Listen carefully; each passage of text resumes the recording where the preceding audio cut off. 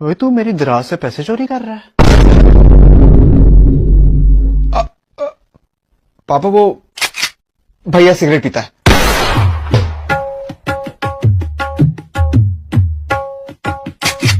पापा छोटे की गर्लफ्रेंड है। पापा याद है आपने भैया को 2 लाख रुपए दिए थे इन्वेस्ट करने के लिए? भैया ने वो पैसे जुए में उड़ा दिए। दादाबू, भैया ये ज्यादा हो रहा है। पापा याद है पिछली ईद पे दादाबू सीढ़ियों से गिर गए थे? वो गिरे नहीं थे, इसने धक्का दिया था। ऑफिस पापा जो पिछले साल आपके ऑफिस में डाका पड़ा था वो भैया के दोस्तों ने मारा था। पापा ये ड्रग्स बेचता है।